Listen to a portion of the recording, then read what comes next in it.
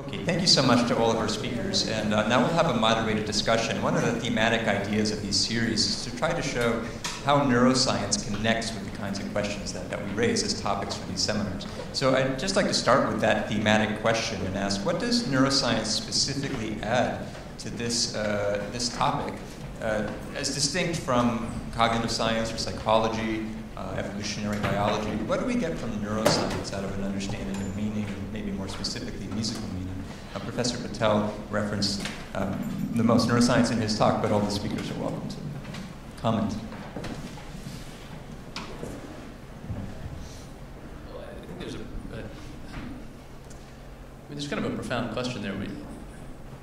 You're asking, can you use neuroscience to explain musical meaning or to study musical meaning? So, I mean, you can use neuroscience to study anything that we can experience by looking at what the brain does in response to it, but to really deeply understand how neuroscience can inform musical meaning is a much more difficult question, just as it is for almost anything. Deeply understand how neuroscience allows us to understand language.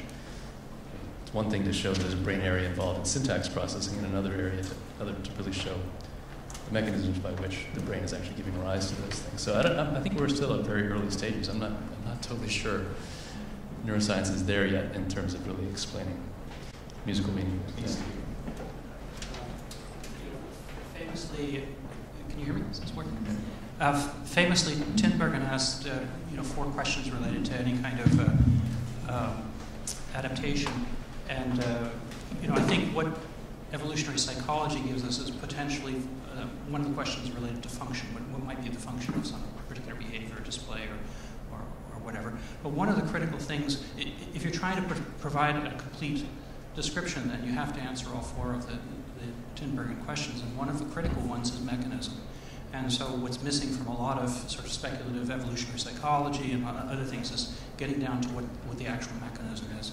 And one of the things I think that's also missing then from the discussion, I think what you brought into it is the whole ontology thing, which is another, and phylogeny component here, but the other thing that's missing is development. I think it's something that's perhaps missing from the conversation is how these things change in human experience from infancy to adulthood. But I think the key is that neuroscience gives us mechanism. Yeah. So.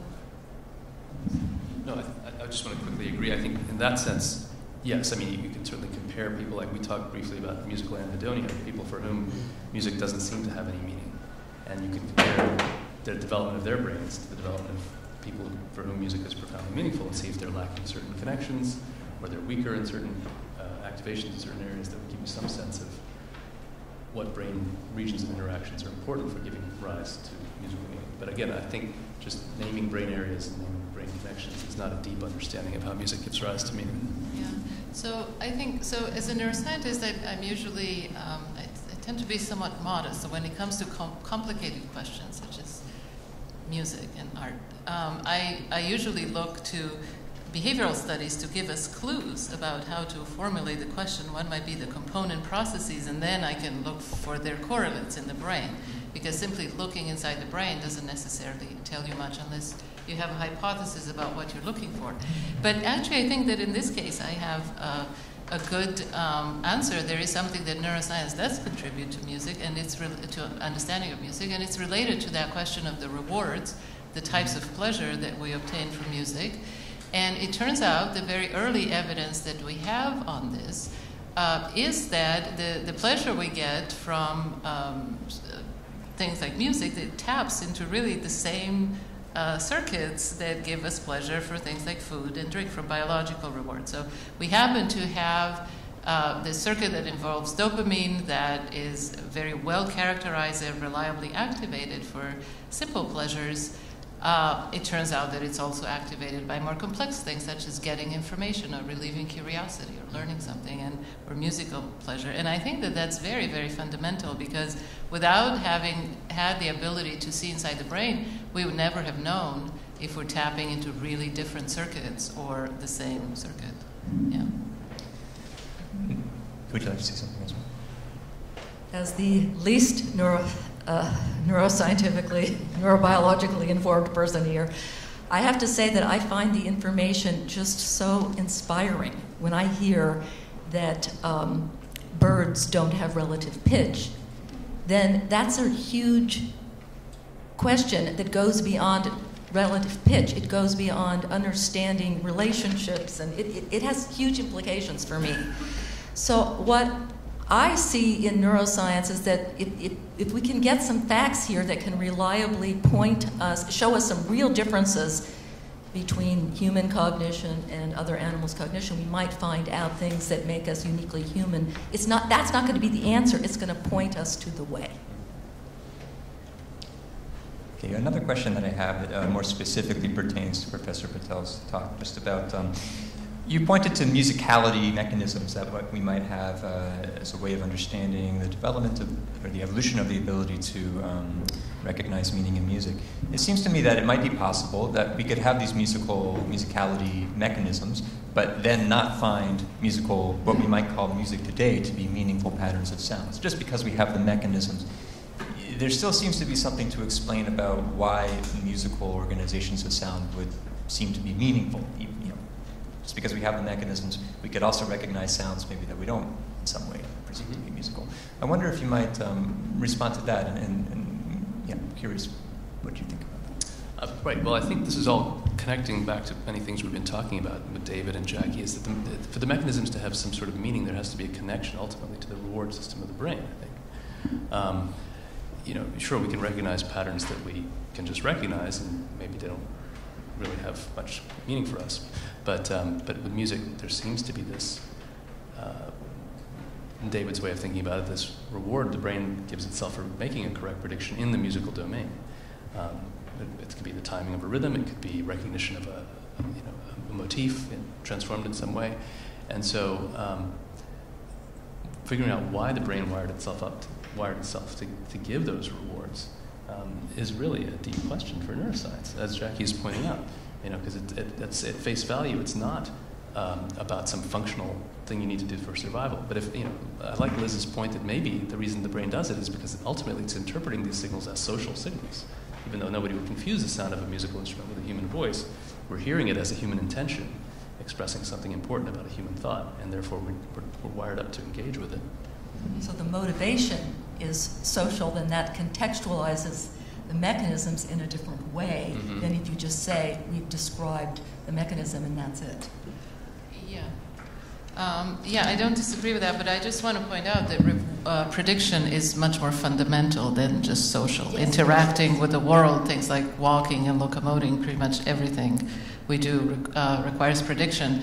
So in that sense, that is very, very fundamental now. There are many forms of prediction.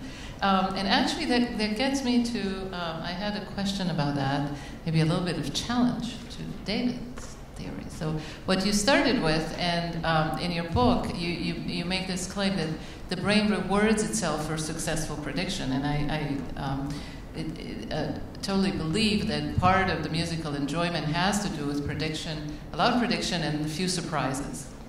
But let me ask you this. There's a puzzle that I've been thinking of for a long time.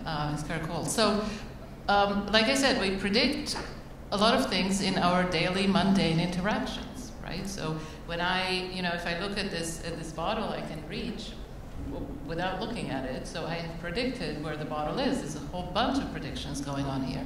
When I step out in the street, I look at the traffic light, and I know that it will show me red or green. So I'm predicting, and that's the only. So there's a ton of prediction, but none of it is as exciting as it is in music, right? In fact, these humdrum predictions are really not interesting. So that's the question that's been really interested me. How come some forms of predictions are really humdrum and others are just very charged and exciting and pleasurable? Yeah. That's a great question. Yeah. You're not the only one that's worried about that question. In fact, when you start thinking of how we tend to describe music as structured sounds that have extension through time, they stream, they interact, they form things like cadences and things that we expect to have happen, and they're violations of expectation and so forth. And then you realize all of that could be done with abstract animated film with no soundtrack.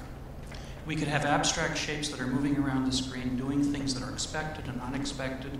They could have a stream together, they could form lines of things and so forth. Virtually everything that we've said about music could have been, there could be an animated art without sound that basically replicates these same mechanisms or same structures.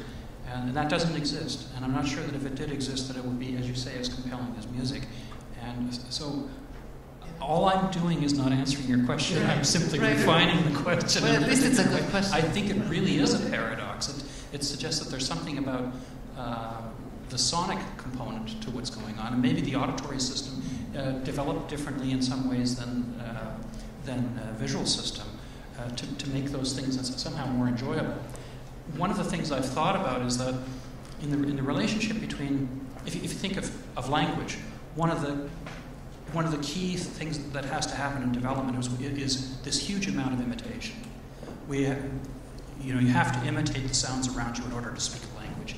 And I think that it's not infeasible to think that because of language, there might have evolved a kind of obsession with sound.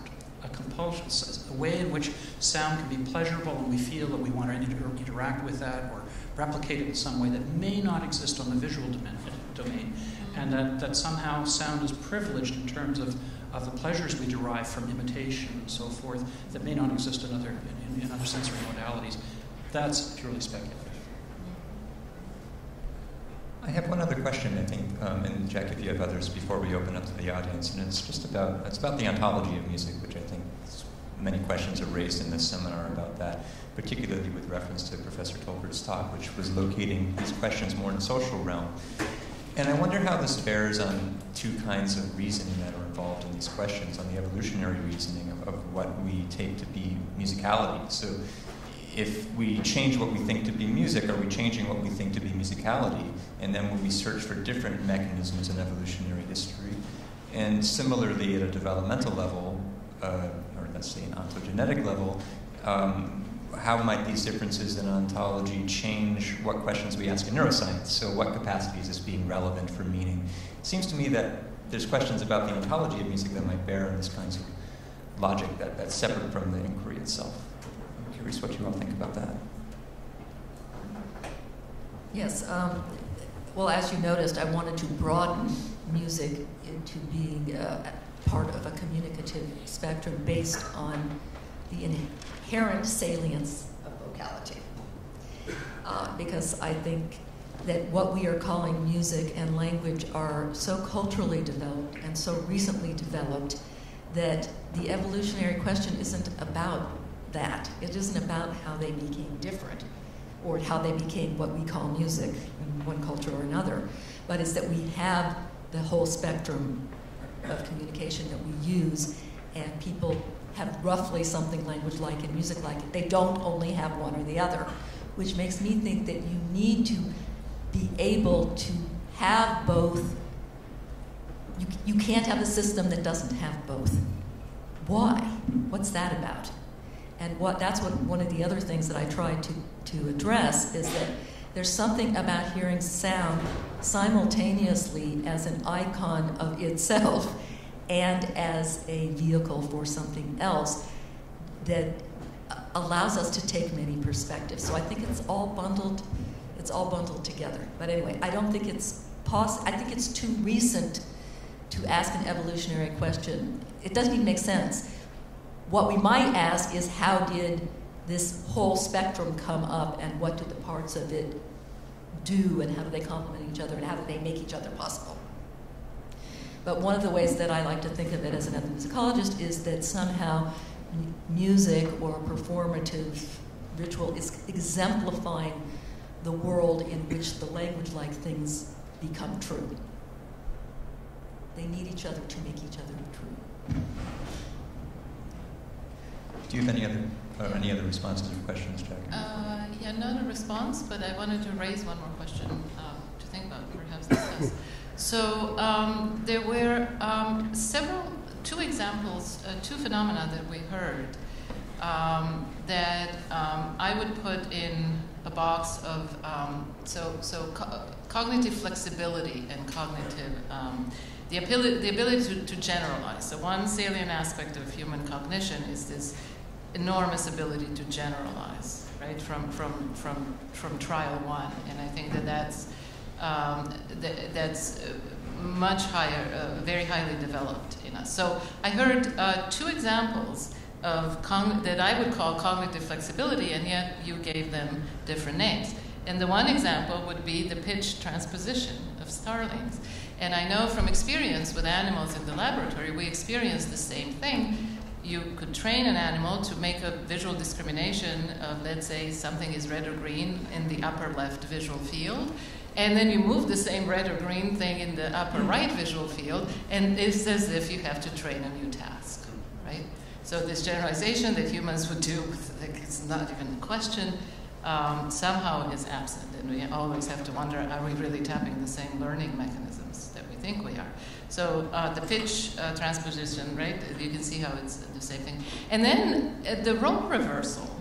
If I dissect that example in the lab, I would say, well, this is context dependent. So humans always do this. You know, this sign means, coming to an intersection means look left in New York and means look right in London, right? And we can do this if we, with a little bit of attention, we can do this one-on-one. We don't have to be retrained.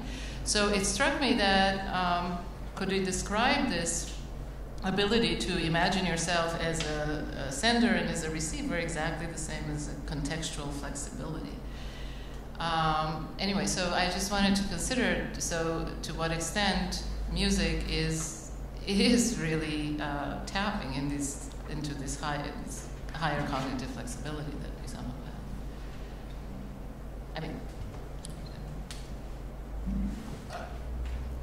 I believe that it has to be. I don't see how we could build the imaginative worlds and say that it means this, that, and the other, and be moved to tears, etc. We couldn't do it unless it was. Yes. You know, we're flying in imaginative worlds with imaginative people and imaginative scenarios. You can't do that without cognitive flexibility. I mean, It takes the highest of our skills to do this. And it shows, what we're doing it shows us that we are doing it. Right. So that when we use words and we agree that dog means dog, we believe it. Because otherwise we would just be completely free-floating. And I think, so that's why I like to think of meaning as being already there and decomposing rather than, oh, we got to be so cognitively flexible that we could attach any meaning to anything. So to me that just made more sense. Maybe I'd be permitted to add a caveat here to this distinction between other animals and the apparent lack of cognitive flexibility. The experimentalist in me is a little bit suspicious of the methodologies because we know from habituation studies, for example, that stimulus generality is important. If you're playing a 1,000 hertz tone, for example, and trying to evoke a particular behavior, you're going to get that behavior for a 1,000 hertz tone. But if in the training session you have 1,005, 1,010, 990, and so forth, and then you're going to get evidence of generality happening because the stimulus is generalized more. If the things are always the same pixels in the display, then I think it's just of course, we live in a world in which is much messier. And so it may be apparent that you're not getting cognitive flexibility with these animal studies, when in fact, if you had more realistic kinds of stimuli that have that generalization, you would be able to observe that. But that's just a methodological issue that can be resolved empirically. Yeah, I agree. And I never wanted to claim that there is no cognitive flexibility. Mm-hmm. It's just, there seems to be a lot more. So we have some time for audience questions, and if you have a question, would you please raise your hand? And we will yes, please. And if you can speak up, or just stand up, please, and speak up. So, hi, my name is Louis. Can the panel please comment on the role of neuroscience in the relationship of Alzheimer's patients with music? The fact that they remember it, the fact that they derive enjoyment and pleasure from it, as opposed to other aspects of their lives, and how can neuroscience help more with those patients? Yeah, there's a lot of interest in that right now because of the striking observations of Alzheimer's patients who can't recognize their own family members but can recognize musical songs and sing along with them often in tremendous detail. So, we're just beginning to try and understand how that works. So clearly music has this incredible way of getting into memory, right, into long-term memory, and it can sit there for decades, unactivated, and then you can hear a song you haven't heard for decades, and it'll just come flooding back to you, the words, the music, the situation you were in when you heard that music. How that works, I think, is I think rhythm plays a key role. We're just beginning to explore this actually in some work we're doing at Tufts, how encoding things that have a rhythmic structure gets them into memory in a way that is very powerful and long-lasting.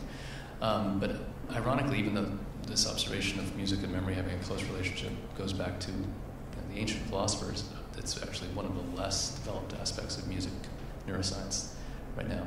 We haven't done enough to really look at memory. We just have these observations, and we're beginning to look at, like in Alzheimer's, the pattern of brain degeneration is interesting because it seems to, some of the last areas to degenerate seem to be the areas that, from brain imaging studies, are the ones that are the most activated when people remember memories of their life based on musical prompts, the songs that take you back in time. And it's just a happy coincidence that those are some of the last areas to go in Alzheimer's.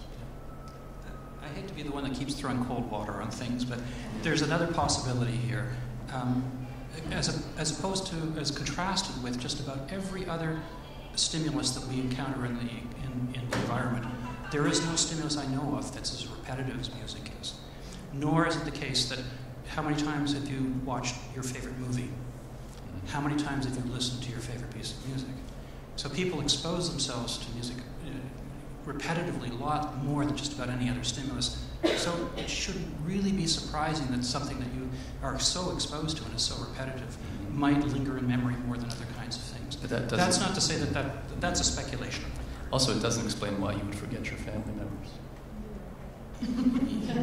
Well, what you mostly forget is the names, and those you probably don't hear nearly as often as... No, you don't recognize. Yeah, I know that's also the case, but...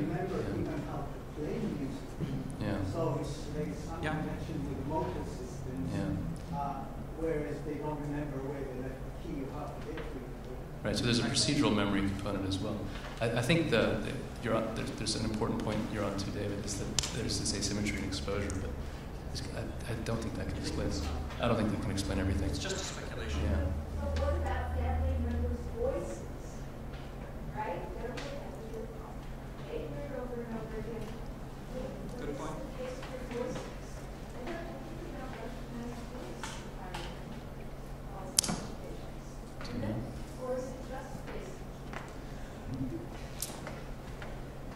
That's a good question. Sorry. Yeah. I think a good control here would be if you have a good Catholic who did the rosary all the time, the question would be, did they forget the rosary? Right? But it has a motor component to it, so it's not fair. You're saying it has rhythm. Are there other questions? Yes, please. I do want to say that there are people in the sound community, not so much the music therapeutic world, sound healing, especially at the Steiner School at NYU, who are working on just these kinds of questions. So just offer that. My question is around anhedonia, which is also observable in those with severe clinical depression. So I'm wondering about parsing out causation and correlation here, and if there is any kind of potential for music therapy with people who have had brain damage or who maybe they were born without this circuitry and miss out on the great joy that most of us do derive from music. I'm sorry. So is your question? Can you cure somebody of musical anhedonia? Is that the question? I'm not sure I totally understood the question. My question is the musical anhedonia related to the anhedonia that we see in clinical depression where people lose interest in that's a very good question. Joy, that's a very good question. Yeah, no, I'm sorry, I didn't understand first. Yes, it's the paper that reported anhedonia was pretty careful about making sure these were people that were not depressed, otherwise depressed, and that they actually could get pleasure from other things, including not just primary rewards like food and so forth, but abstract things like money. they showed in a gambling test that they got all kinds of excitement from winning money, which ultimately is a very abstract thing. But when it came to music, they weren't getting those kinds of rewards in their brains. Yeah, it seems to be more specific than just a generalized anhedonia. We have time for maybe one more question, and then.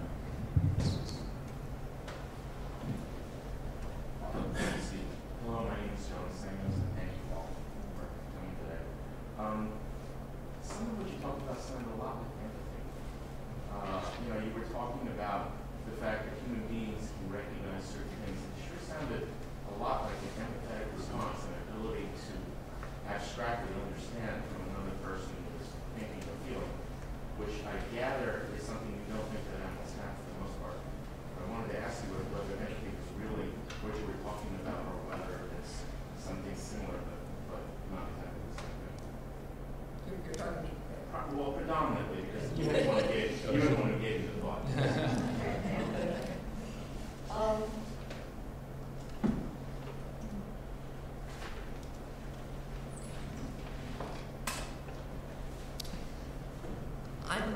I wasn't thinking of empathy alone. I don't think it's just empathy. I think it's the ability to understand somebody's goals and intention and know that they understand yours, and then to together want to share, to do things together. So it's part of, again, I'm not a psychologist either, but I think that part of empathy can be kind of contagion. So like if somebody's feeling, nervous or bad or something, and you start feeling that way too. Is that empathy? Is that contagion? What is that? But I think that this is not only on an emotional level, but also kind of an abstract level and on a level of understanding social goals and intentions beyond feeling. And I have no idea how that works in animals. I could add that there's lovely research by Tanya Singer on empathy, where they actually inflict pain on the partner while the other partner is in the scanner, and show that certain areas of the brain that are associated with pain, for example, are activated. Even though you're not feeling the pain yourself, you're aware that your partner is actually feeling that. And I'm just wondering if there's some way that they could do that with animal studies. That would get at the kind of root of the question. That would be very interesting. Franz de Waal has been is one of the first people who's been working on cross-species things, including things like what Babers would call empathic. So if you're interested in that, he has a wonderful book came out last year. Are We Smart Enough? Yeah, you know that one. So I think he's somebody who thinks that this is not a uniquely human thing. I mean, maybe highly developed in us, but we didn't invent it.